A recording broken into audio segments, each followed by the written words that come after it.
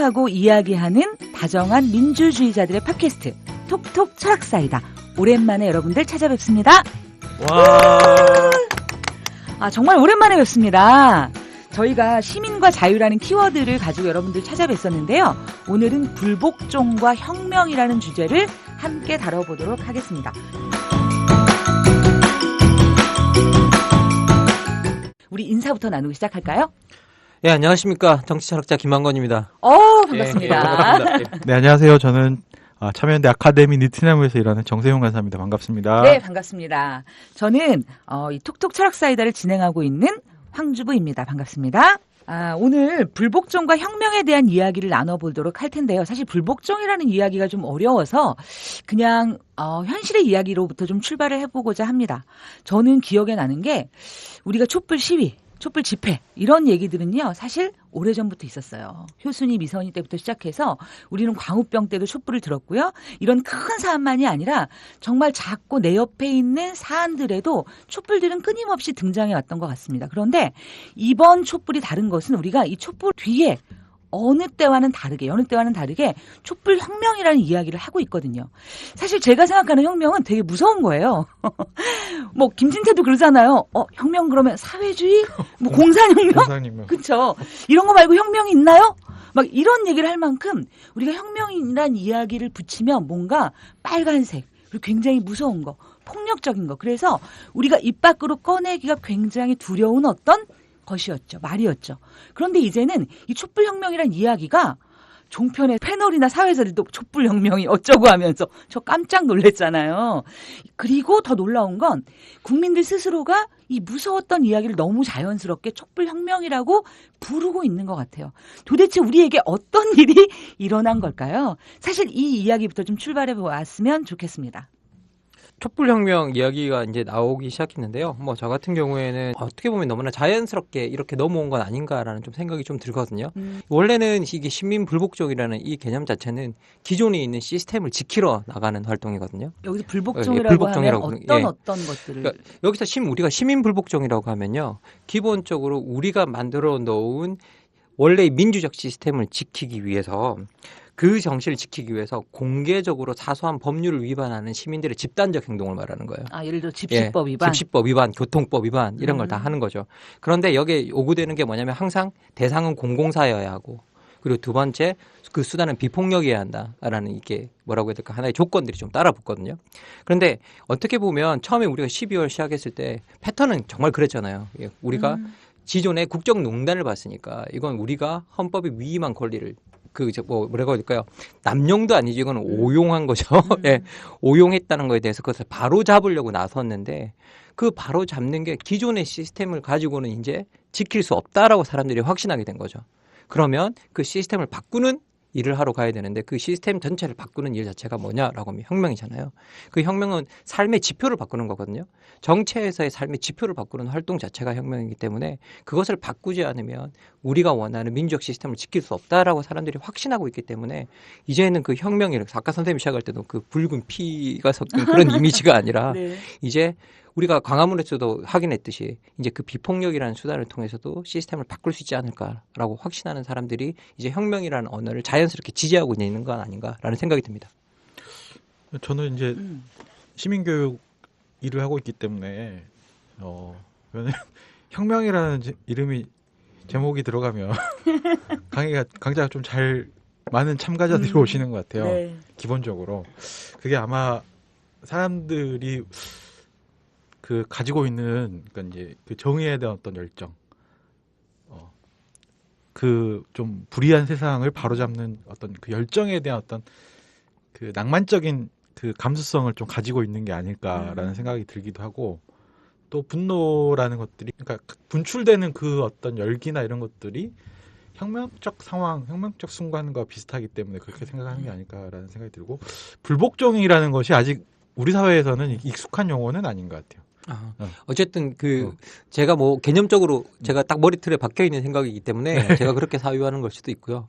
지금 현재 많은 사람들이 현실적으로 불복종이라는 것들이 우리한테 익숙한 개념, 오히려 혁명이 좀 더 익숙한 개념이지 오히려 익숙한 개념이지 네. 불복종은 그렇게 익숙한 개념은 아니다라는 데 저도 어느 정도는 동의합니다. 약간 불복종이란 말을 들으면 되게 수세적이란 느낌이 들어요. 네. 개인적으로 뭐 불복종이라는 게 어쨌든 뭔가가 내가 지켜야 될 게 있는데 그거를 내가 피한다? 지켜야 될 것을 피하거나 혹은 뭐냐면 이것을 지키지 않는 어떤 저항. 그리고 내가 꼭 지는 편 같은 느낌이 드는 거죠. 불복종이란 말에는. 원래 불복종 자체가 소수자 운동에서 출발하기 때문에 그런 것 같아요. 원래 많은 사람들이 시민 불복종 그러면 야, 그 다수가 아니잖아. 그러는데 원래 불복종 운동 자체가 소수자들이 다수자들의 정의감에 호소해서 사람들을 불러 모으는 행위거든요. 그래서 원래 그 시작은 항상 소수자 운동이에요. 그리고 이 불복종이라는 거, 이 말 자체가 가지고 있는 의미는 뭐냐면 우리가 불복종하는 대상 자체가 우리가 권력을 위임한 자들에 대한 그들의 권력의 오용이나 남용에 대한 불복종이라는 뜻이거든요. 법 자체에 대한 불복종이라는 것이 아니에요. 그런데 그 권력을 오용이나 남용하는 사람들이 언제나 우리한테 그걸 못하게 하는 수단 자체가 뭐냐면 법을 지켜라는 거잖아요. 그러니까 우리가 의도적으로 일부 법을 공개적으로 깨는 게 되게 중요하거든요.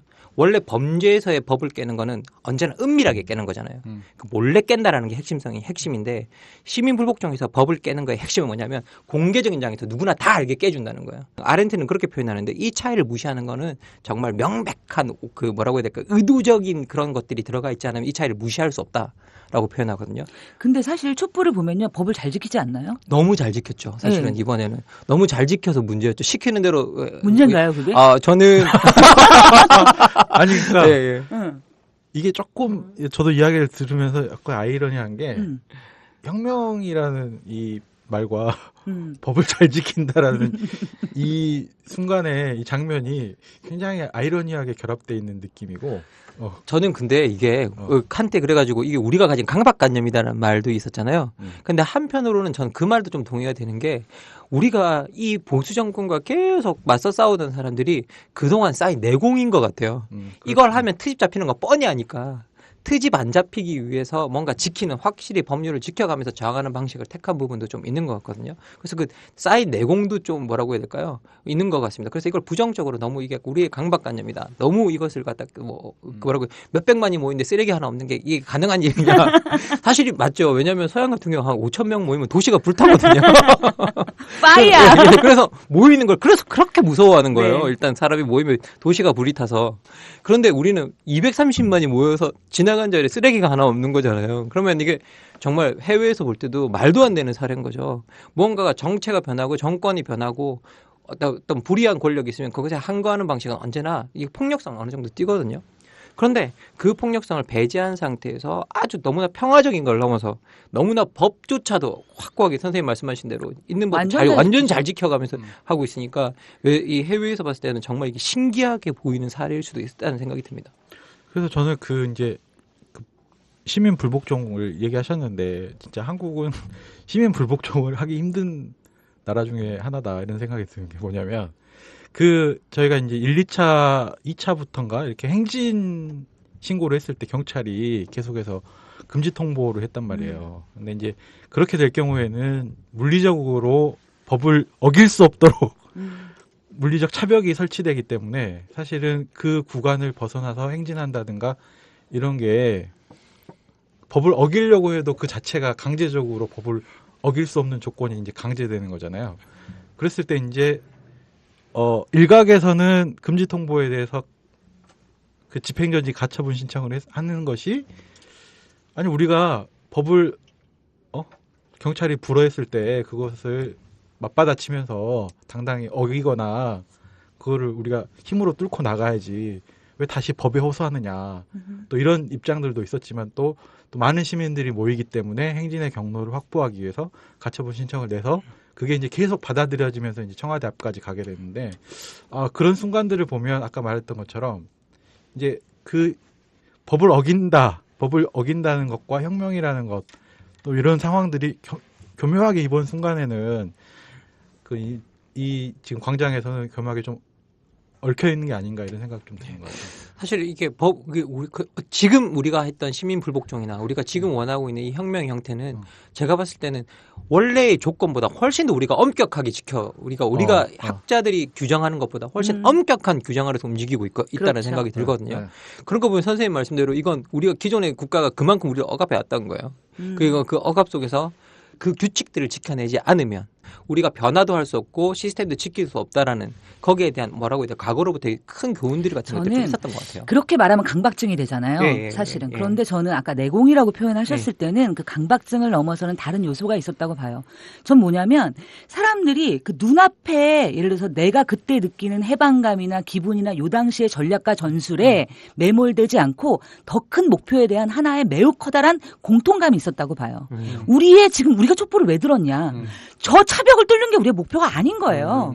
그래서 청와대까지 진출하는 게 목표가 아니라 우리의 힘, 우리의 도덕성, 우리가 가진 목소리가 어떻게 하면 가장 효과적으로 국민들에게 전달될 것인가가 우리의 목표고 그 목표를 모두가 놀랍게도 동의했던 그 하나의 마음이 사실은 뭐냐면 우리가 기존에 나와 있는 뭐 이론, 뭐 먹물들의 얘기 이런 거를 뛰어넘는 그래서 세계사적으로도 유례가 없고 도대체 쟤들은 뭐지? 저 정체가 저런 걸 지도하려면 보통의 지도력이나 이걸 가지고 해석 불가한 거잖아요. 그런 것들을 만들어내지 않았나. 그 비폭력 시민 불복종의 이제 세계사적 유래를 서로우나 아니면 뭐 간디로 꼽는 경우도 있는데 저희가 어제 이제 아카데미에서 강의가 있었는데 그 춘천교대 김정인 선생님이 3.1운동에 관해서 짧게 얘기해 주셨는데 선생님은 이 3.1운동이야말로 비폭력 시민 불복종의 최초적 세계사적 사례다 이렇게 얘기하셨는데 그 사실은 먼저 이제 그 우리 민중들이 폭력을 행사하거나 이런 일은 절대 없었고 또 한 가지 놀라운 점은 당시에 이제 일본인들이 사실은 그 우리와 이제 조선 민족과 함께 살아가고 있었는데 일본인 거주지를 뭐 이렇게 경유하면서도 습격하거나 약탈이 없었다. 일본인 인간인들이 피해를 입은 사례가 하나도 없었다. 그런 것들을 얘기하시더라고요. 그러니까 일본인들이 굉장히 겁을 먹었지만 그런 식으로 얘기하는데 아닌가요?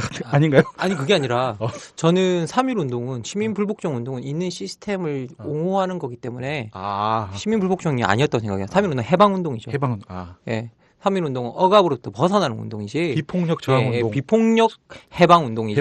해방 운동이지. 그걸 시민 불복종으로 보면 안 되는 것 같아요. 저는 그 부분에서 죄송합니다, 김정희 선생님.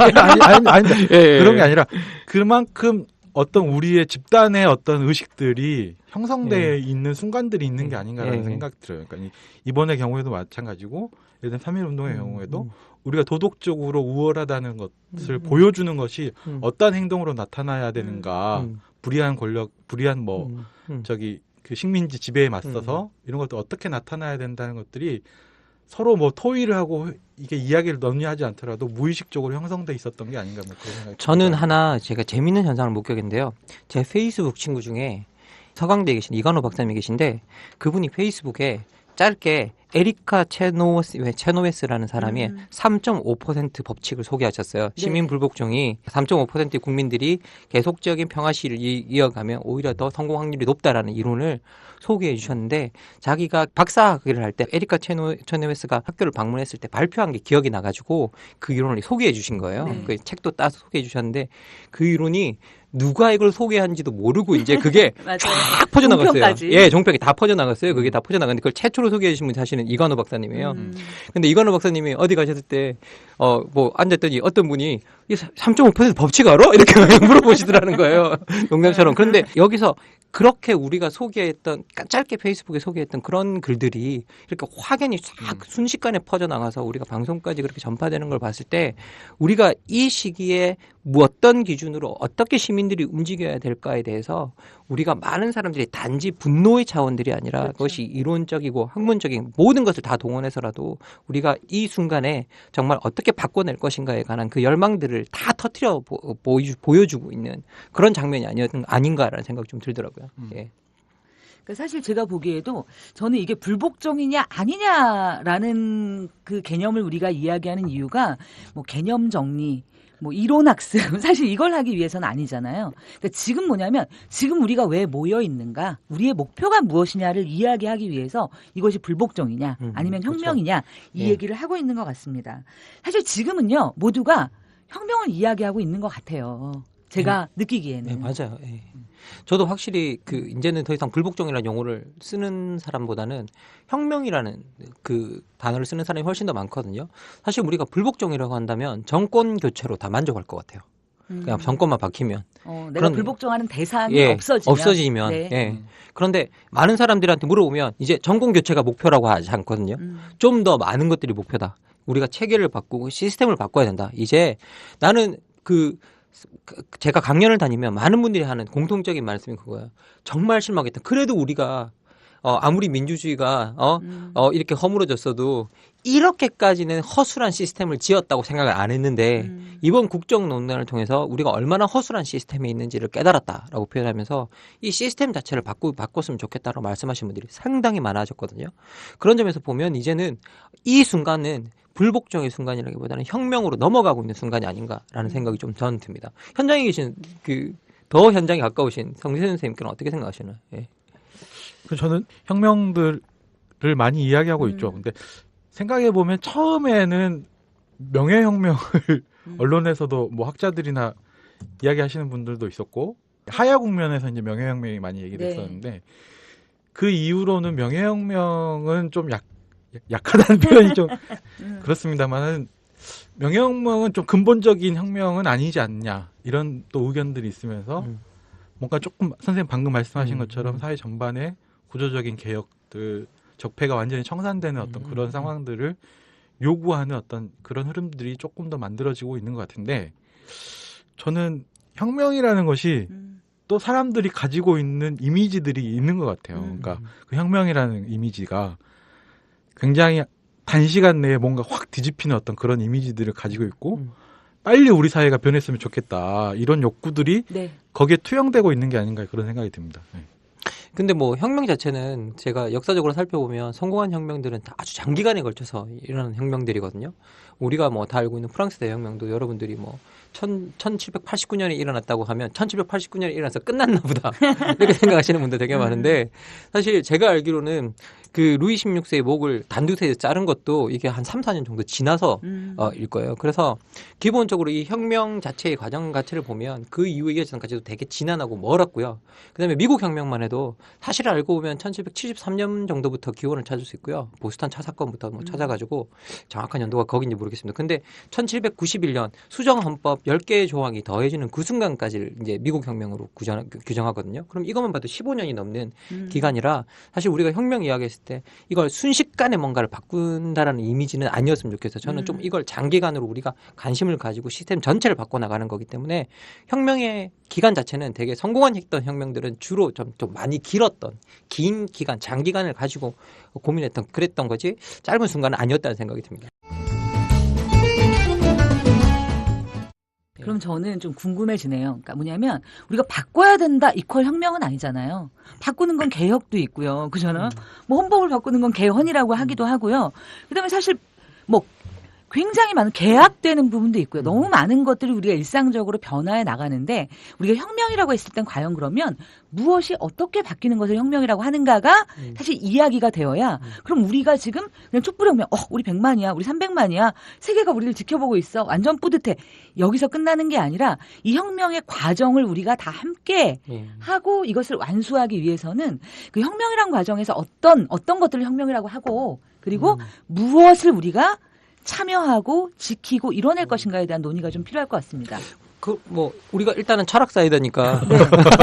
그렇죠. 예, 우리가 좀 그 혁명의 어원부터 시작해보는 것도 나쁘진 않을 것 같거든요.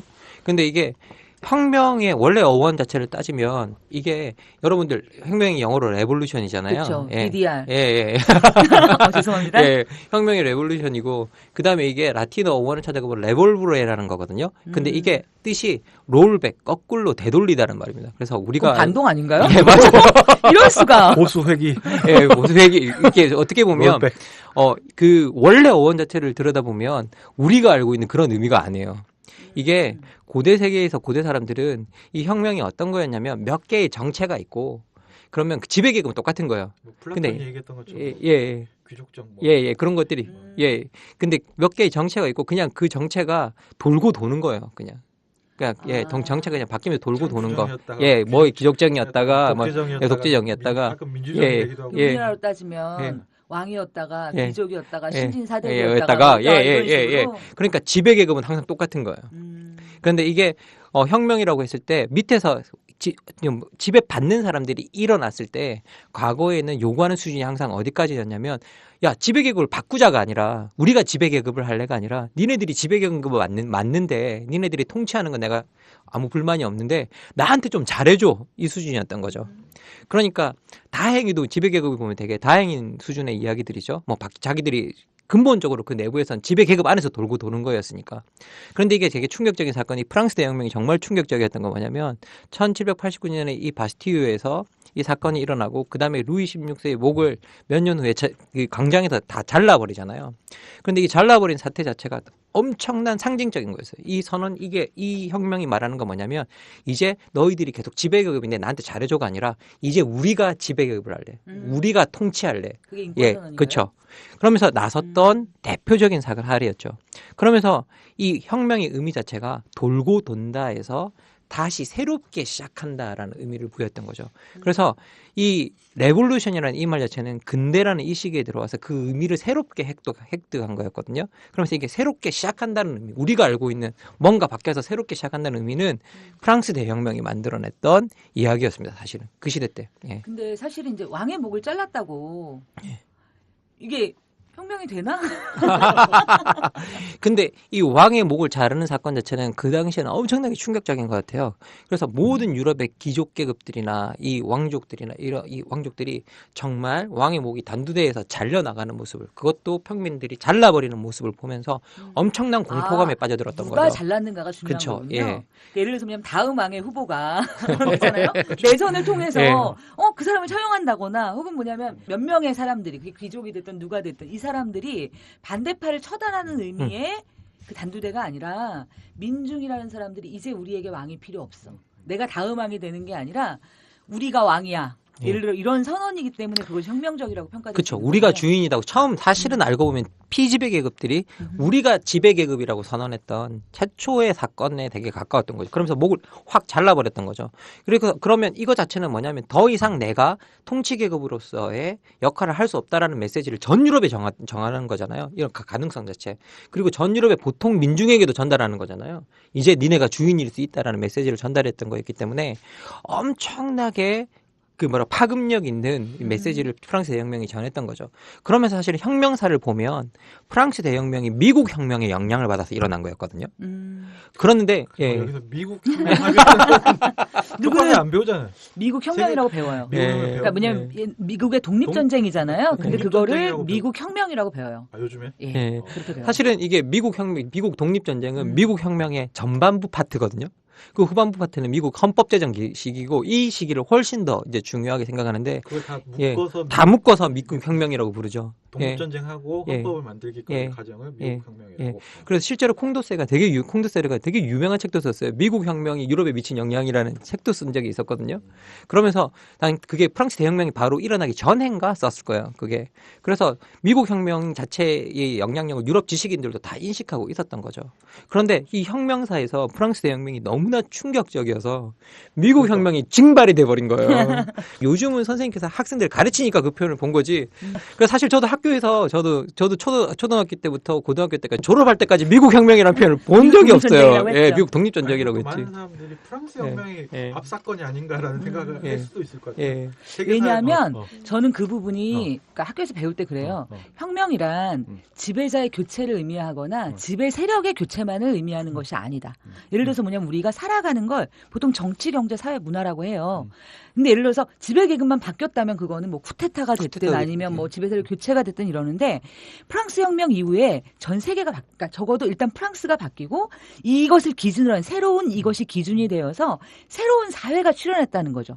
예를 들어서 정치적으로 왕이 다스리는 게 아니라 민주주의 사회가 되고 경제적으로 자본주의 사회를 전환하고 사회적으로 계급제라고 하는 도저히 깨지지 않을 것처럼 보였던 그 청동기 시대 이후로의 아주 그쵸 강고한 신분제가 해체가 되고 평등 사회가 출현하고 그러니까 문화적으로도 이전까지 문화나 예술의 주인은 귀족이었다는 거예요. 우리가 뭘 만들고 아름다운 것들도 뭐냐면 귀족의 부르주아의 뭔가 이렇게 소유품인데 이제는 뭐냐면 그 문화의 주인이 대중들이 됐다는 거죠. 이런 의미에서 전반적인 사회적 변화가 혁명이다라고 얘기를 하거든요. 예, 사실 그래서 여러분들이 그 구글이나 이런 데 막 살펴보잖아요.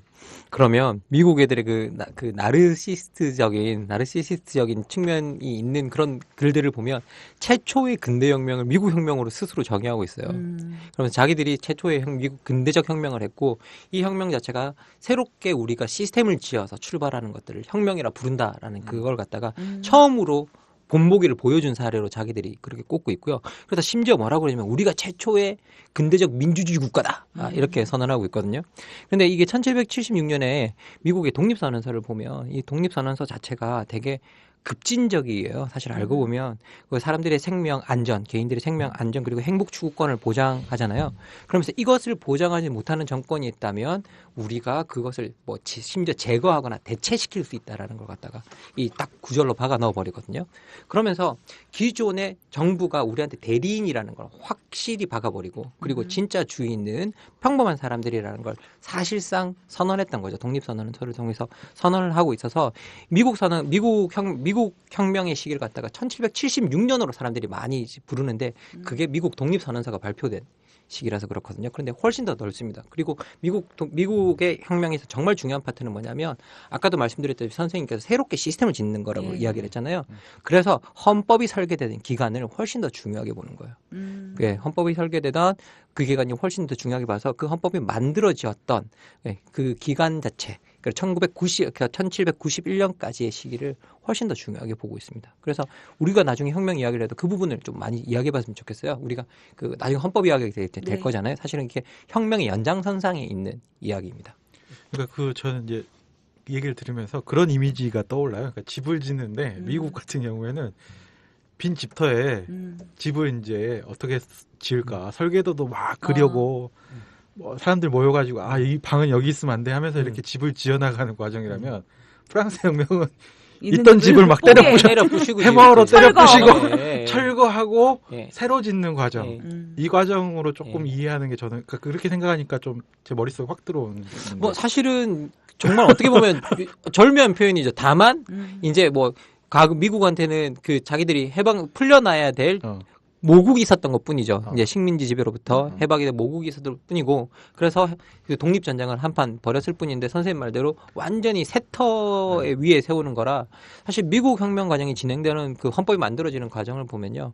연방주의자, 반연방주의자 논고 이런 거 들어보셨잖아요. 네. 그런 것들이 진짜 신문에 나왔던 글들이었거든요. 신문에 헌법 파운딩 파더라고 부르는 그 헌법의 아버지들, 헌법의 설계자들이 신문에 우리한테 어떤 기구가 필요하고 뭐가 필요하고 이걸 내고 나면 야 우리가 이런 게 진짜 필요해 하면서 서로 반박하고 주고받았던 글들이 연방주의자 논고 반연방주의자 논고가 돼요. 그리고 나중에 수정헌법 10개가 더해지거든요. 나중에 미국 헌법이 만들어지고 난 다음에 이게 연방이 너무 세지면 개인들의 권리가 침해된다라는 반연방주의자들이 끊임없는 주장 때문에 수정헌법 10개가 더해지는 거거든요. 나중에. 그래서 이 논쟁들 자체가 실제 헌법의 설계에 있어서 되게 중요한 역할을 했었어요. 어떻게 보면 지난한 논쟁에 되게 가까웠던 뭐라고 해야 될까요? 그러면 사실은 그 혁명의 완성을 그러니까 뭐냐면 함께 참여해서 만든 헌법의 제정으로 실제 보는 건가요? 네, 실제로 미국 혁명은 그렇게 봤던 거죠. 근데 프랑스 혁명은 그것과 달리 이제 우리한테 박혀 있는 프랑스의 혁명은 뭐냐면 왕의 목을 잘라버리는 그 순간으로 박혀 있는 거죠. 그러면서 혁명 자체가 지배계급을 완전히 폐기시키고 그다음에 새로운 계급이 지배계급으로 들어가서 대체하는 그런 것들을 갖다가 우리가 혁명의 이미지로 알고 있는데 이제 프랑스 대혁명이 만들어낸 이미지 중에 가장 어떻게 보면 나쁜 게 혁명과 그 폭력의 습관적인 결합 같은 거. 우리가 이제 맨날 혁명을 떠올리면 피를 떠올리잖아요. 그렇죠. 단두대에서 몇천? 몇만이 명이 잘렸다더라. 뭐 이런. 뭐 그런 식의 떠올리고 그리고 우리가 그 다음에 알고 있는 정말 위대한 혁명이 러시아 대혁명이잖아요. 러시아 대혁명도 피로 얼룩져 있었잖아요. 그리고 그게 진짜 혁명이라 부를 수 있는지 없는지 모르겠지만 우리가 또 혁명이라고 부른 것 중에 하나 문화 대혁명이 있잖아요. 오 마이 갓. 네. 그러니까 우리가 혁명이라고 부르면 전부 다 이게 피바다인 거예요. 그러니까 이게 프랑스 대혁명 때부터 만들어진 뭐라고 해요? 폭력적 이미지가 혁명 안에는 좀 들어가 있어요. 그리고 기존의 혁명 이론들을 봐도 그 폭력이라는 것들을 갖다가 당연시하고 불가피하다는 불가피하다고 받아들이는 측면들이 다 있거든요.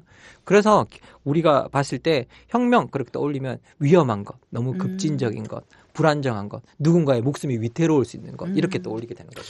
근데 아무튼 다시 이제 더 되돌리는 얘기일 수 있죠. 롤백일 수 있지만 사람들이 혁명에 대해서 가지는 이미지가 뒤집는다는 것. 그렇죠. 예. 아래 위가 완전히 바뀐다는 거.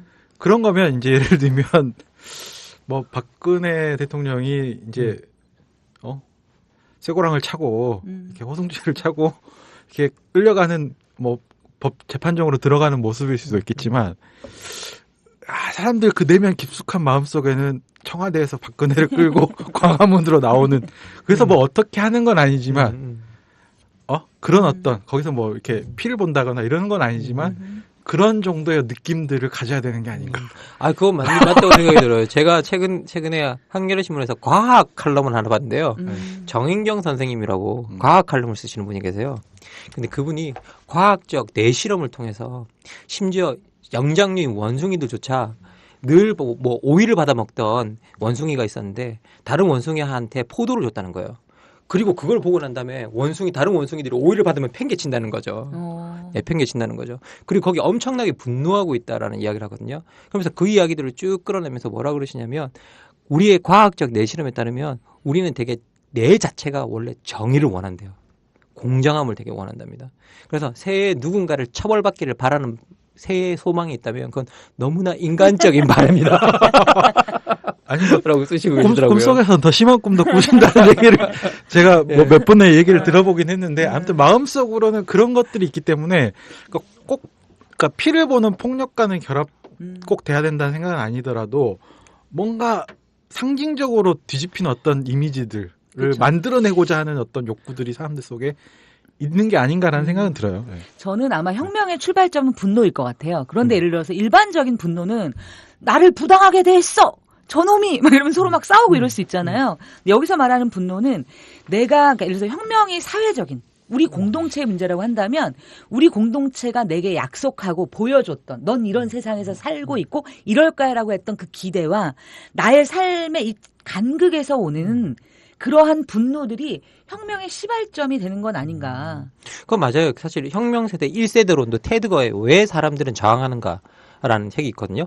거기서도 분노가 사실은 가장 이게 그 심리 응집론이라고 부르는데요. 이 분노가 우리 안에 쌓여 있는 분노 자체가 우리를 저항하게 만드는, 혁명하게 만드는 제일 중요한 요소다라고 표현하는데 뭐 그래서 우리가 흔히 그런 표현을 많이 보죠. 분노하라. 이런 표현들을 많이 보는데 실제 이 분노론의 가장 큰 약점은 뭐냐면 이 분노론은 가장 폭력과 많이 연관되어 있어요. 분노한 사람들이 거리로 나갔을 때 그 분노를 표현하는 한 방식으로 폭력을 사용하게 되는 경향이 많거든요. 그래서 기본적으로 1세대 저는 이게 1세대 이론인 이유는 뭐냐면 가장 강력한 설명이기 때문인 것 같아요. 사람들이 받아들일 수 있는. 그래서 거기에 가지고 있는 힘 자체는 되게 큰 것 같습니다. 선생님 말씀하신 대로 그 분노라는 것들. 저도 마찬가지고요. 네. 근데 이제 그 분노와 관련해서 생각해 보면 그런 문제가 있는 것 같아요. 그러니까 우리가 그 앞에 프랑스 대혁명에 관해서도 사실은 프랑스 학술적으로는 한 10년을 잡더라고요. 그러니까 루이 16세가 단두대에 처형되기까지가 3년 반 정도의 기간이 걸리고 이후에 이제 여러 가지 테미도를 이런 일련의 사건들까지 해서 하나의 그 텀을 10년으로 잡고 있고 보통 우리가 다른 혁명들 같은 미국 혁명도 마찬가지로 뭐 몇 년의 시간이 걸리고 그러는데 미국 혁명은 좀 예외적이겠습니다만은 분노를 막 10년씩 한다는 거는 힘들죠. 그러니까 그 분노를 이성적으로 바꾸는 과정인 것 같아요. 그래서 헌법을 만드는 과정. 예. 그렇구나. 예, 그 분노를 이성적으로 만드는 과정이 혁명인 것 같아요. 그래서 저도 이제 분노가 뭐랄까 이제 시발점이 되는 건 맞는 것 같은데 분노를 적절하게 뭐랄까 이 표현이 이상하지만 적절한 분노 아니면 적정한 수위의 분노로서 계속 유지해 나간다는 게 중요한 것 같고 프랑스 대혁명 같은 경우에 제가 좀 놀라웠던 부분들은 한 5년 정도까지는 계속 민중이 주도를 하더라고요. 그 과정들을. 그러니까 그 30분 의회가 그거를 뭐 주도적으로 해서 이뤄낸 게 아니라 그쵸. 그 사람들도 지금 우리나라 탄핵 국회와 마찬가지로 마지못해 끌려가는 거예요. 그러니까 이 사람들은 다시 약간 타협하려고 하면 프랑스 민중들이 막 모여가지고 막 다시 막 끌고 오고 막 의회를 다시 뭐 저기 파리로 가지고 오고 뭐 그 베르사유 같은 경우 그 왕궁 자체를 파리로 이전해 오는 것도 다 민중들이 해온 행위더라고요. 그러니까 그 5년의 지속들을 이뤄내는 것들이 아주 항시적인 분노만으로 가능했을까라는 생각이 들기도 하면서 또 하나는 이 혁명이라는 과정들이 또 다른 엘리트, 또 다른 부르주아계 뭐 이런 식의 엘리트들이 대행하는 것이 아니라 계속 민중들이 견인해내지 않으면 그것이 불가능한데 이거를 지속하려면 민중들이 5년 내내 막 계속 최고조의 분노를 유지하는 것은 좀 힘들고 그렇죠. 적절하게 그 분노와 저항들을 이어나가면서 그것을 지속해 나갈 수 있는 힘을 가지려고 노력하는 게 중요하다. 저는 분노는 아닌 것 같아요. 그러니까 처음에 시작은 분노, 분노가 정확한데 어. 실제로는 뭐냐면 사람이 분노만 있으면 분노를 분출하는 순간 줄어들어요. 그러니까, 에너지가 네, 그렇죠. 사실. 예. 그러면 뭐냐면 분노라는 에너지가 아니라 다른 에너지가 필요한 거죠. 그건 예를 들어 희망이라는 에너지, 그렇죠. 그러니까 내 삶에 대한 기대라는 에너지. 그러니까 그런 에너지가 있을 때 이게 국면이 전환되는 것 같아요. 그래서 이제 내가 열받아서 때로 부시러 나오는 게 아니라 내가 집을 지을 때 되게 열심히 짓잖아요. 뭐 적금을 볼 때도 막 이렇게 뭐 이렇게 결혼하고 되게 사람들이 갑자기 급 열심히 살잖아요. 애가 생기면 더 열심히 살잖아요. 뭔가 미래에 대한 그런 희망과 기대라고 하는 부분들로 그 에너지가 전환되어서 그것이 모두가 동의하진 않지만 그 우리가 공유한 목표점들을 성공해 나갈 때 그거를 혁명이라고 부르지 않는가. 아, 선생님 뭐 혁명론 공부하신 것 같아요. 그래요? 혁명론 보면 많은 혁명론에서 제일 또 중요한 부분 중에 하나가 뭐냐라고 하면 사람들이 그 장에 나왔을 때 자기가 선생님이 희망이라고 표현하시잖아요. 네. 자기가 그것을 통해서 뭔가 얻을 수 있는 유인이 없고 접근성이 없으면 그 혁명에 가담하지 않는다 그러거든요.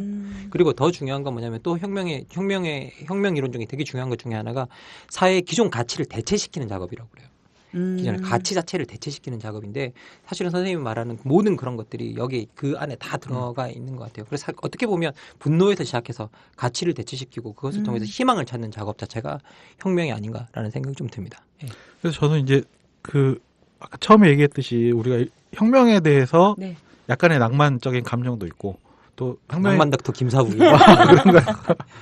그리고 또 이게 일시에 뭔가 뒤집힌다는 어떤 이미지들을 가지고 있는데 아까 프랑스 대혁명 같은 경우도 굉장히 긴 시간이고 네. 또 4.19 같은 경우에는 제가 어제 이제 김정인 선생님 얘기를 들으니까 시간의 개념으로서는 굉장히 깔끔해요.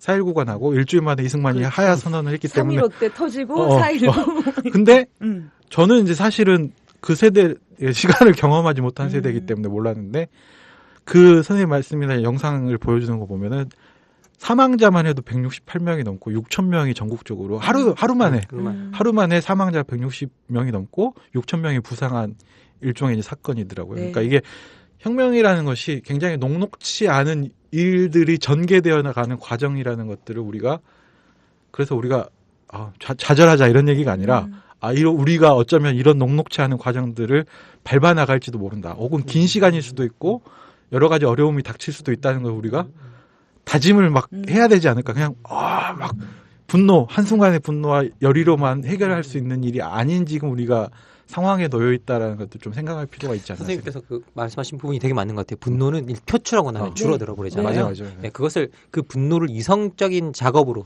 변화시키는 게 제가 봤을 때는 혁명의 성공적인 수행에 있어서 제일 중요한 포인트. 저는 개인적으로 제가 이것이 촛불혁명이다라고 느낀 건요. 200만의 집회가 아니었어요.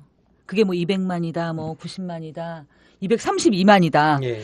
이런 거에서 우리가 사이즈가 이 정도 됐으니까 우리 혁명이야. 이런 걸 느낀 게 아니라 박근혜 탄핵 그 이야기가 국회에서 통과됐을 때 사람들이 처음 한 얘기가 이제 시작이다라는 얘기였어요. 저는 그 순간에 약간 이렇게 뭐랄까 막 온몸에 소름이 쫙 돋으면서 이게 진짜 혁명인가? 뭔가 그러니까 그런 생각이 굉장히 확연하게 들었거든요. 그러니까 우리 국민들이 목표를 알고 있어요. 그러니까 적이 누군지 우리가 무엇을 해야 하는지 내가 만들고 싶은 게 무엇인지에 대한 그래서 그냥 분노를 표출하고 집으로 돌아가는 게 아니라 분노를 표출했고 그 다음으로 가기 위해서 숨고르기를 저는 하고 있다라고 보고요. 그런 의미에서 이게 혁명이 아닌가라는 생각이 듭니다. 그리고 최근에 일어나는 다양한 사건들이 우리한테 그 숨고르기를 넘어서 계속 분노의 유인은 주고 있는 것 같아요. 계속 분노할 유인들을 네. 주고 있는 부분은 되게 많은 것 같습니다. 삼성의 이재용 부회장에 대한 구속영장 기각이 났잖아요. 사람들이 이제 다시 광화문으로 찾아야 될 이유를 또 사법부가 우리한테 제공해주는 그렇게 되네요. 그래서 우리가 지속적으로 분노하고 있는데 이 분노의 유인들을 아까도 말씀드렸지만 이성적 작업을 통해서 체계화시켜 나가는 그래서 그것을 우리가 앞으로 닥치는 국면에서 무엇을 해야만 혁명적으로 갈 수 있는가 거기에 대해서 우리가 사유해 보는 것도 되게 중요한 일이라고 생각이 듭니다. 예. 저희가 오늘은요, 이게 촛불 정말 집회인가 아니면 우리끼리 혁명이라고 부르는 건가? 왜 우리가 우리의 지금 행위를 혁명으로 규정하는가에 대한 이야기를 해봤고요. 우리가 다음 시간에는 실제로 이게 혁명이라면 목표가 있잖아요. 그러니까 실제로 뭔가 바뀌었을 때 그 바뀌는 내용이 무엇이어야 하는가. 그리고 그 바뀌는 내용이 되기 위해서 지금 우리는 무엇을 어떻게 해갈 것인가. 거기에 대한 이야기들을 여러 교수님들도 또 제안해 주셨고요. 교수님만이 아니라 각자의 시민들이 각자의 자리에서 하는 수많은 이야기를 같이 한번 고민해보고 사유해보고자 합니다. 다음 시간 기대 부탁드립니다. 네, 감사합니다. 네, 감사합니다.